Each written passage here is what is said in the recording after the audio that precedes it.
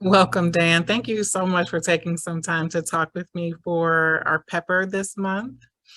I have the pleasure of having known you for a long time, but for the people who don't know you, say a little bit about who you are and what you do here at PEP. Um, Thank you for having me. I'm so glad to have this discussion. And we do, and I'm Dan Lotz, one of the supervisors here in the Ohio Rise program at PEP Connections. And I've been here for 14 years. So 2008 is when I started. Okay, I had a phone ringing there. I've been grateful for your leadership and collaboration and partnership in service to our equity, justice, inclusion work here at PEP, and like part and parcel to the work of diversity, equity, inclusion, belonging, and justice is civic engagement and voting. And you have been someone who's been passionate for a long time, engaged in the community around voting and mobilizing the vote, getting people out to vote.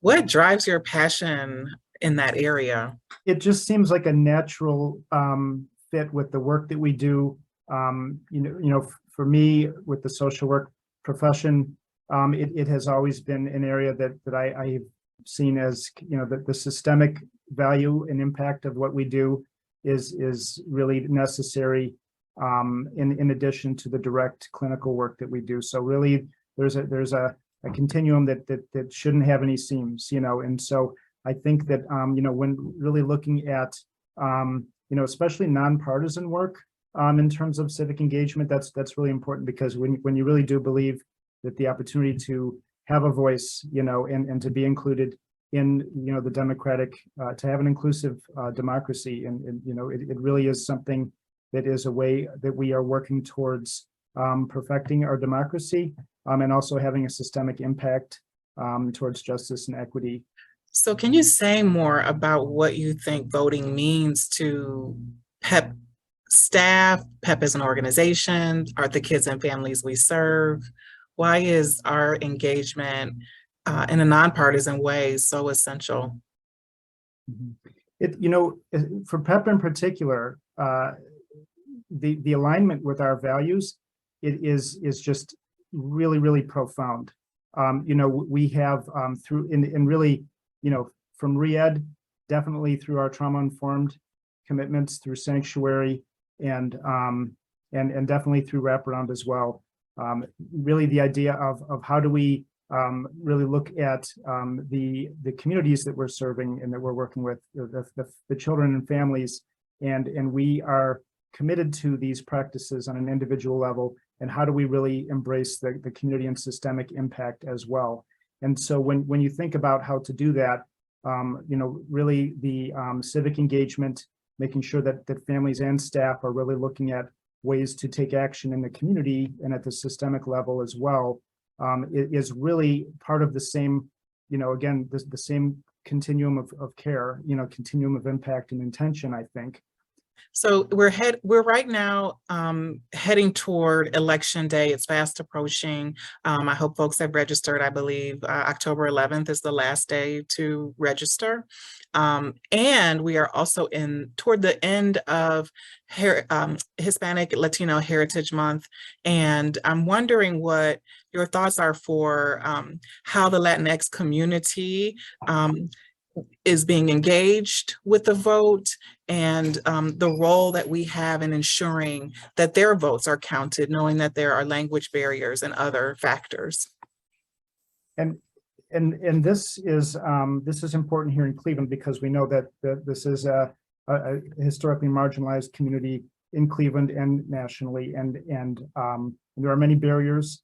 And in Cleveland, we know that part of the role of nonprofits can play is to become a trusted messenger, and to really become a part of the community, and to really form those alliances that can help to really lift up the voice and activate members of these communities.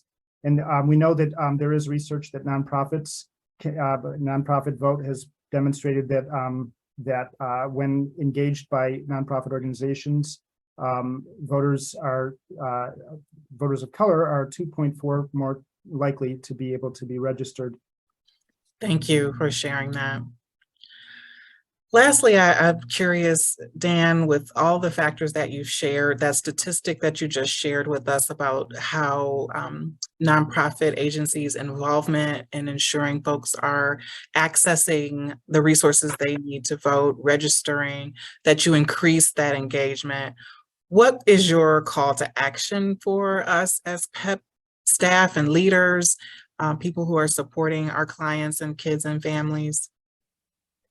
I think for us at PEP, I think we need to really consider that this work is in alignment with our values and our commitments as an agency, and also within our professions as well. Whether we be educators, healthcare professionals, social service, in any aspect. And I think also the impact that we could have, as we're discussing, is unique and demonstrated. That the work that we do, the trusted messenger role that we play, the way that we can be an advocate, and the way that we can really lift up and empower families and communities' voices, and the privileged roles that we have in the work that we do in the community is a very unique opportunity. And I think we need to really value that and use that intentionally. And the other is to really think about what we can do to be visible when we do this work, to really resonate, the enthusiasm. And part of that is just kind of becoming aware of resources, aware of the nonpartisan resources and ways that we can resonate that and share that, because one major type of voter suppression and marginalization is misinformation, and in fact, even disinformation. So there's a lot of confusion out there, but sometimes it's also intentional. It's a way to suppress and intimidate and really weaken the voice. So I think that the more we can help folks be able to recognize how and where to find information, and to become a beacon of that trusted, accurate information in their own spheres, in their own communities as well, is really important. Because the more we can have accurate information, specifically, I'm thinking of the Board of Elections website and everything we can get from there, the Ohio Secretary of State's site. There are several well-known nonpartisan groups as well, but really making sure that that families and folks know how to find and clarify information, because that's something that could be very valuable right now. And then just to think about the unique opportunity we have in our own spheres, whether they be professional, our own roles in the community. How can we take where we're at right now and challenge ourselves to what the next level might look like, and inspire others to do the same, including with kids. How do we model for them? I always have felt that whenever there is any kind of taking action in the name of justice, it's a lost opportunity if we're not showing kids what that looks like, and modeling this kind of work for them. So thinking about how we can do that intergenerationally. Thank you, Dan.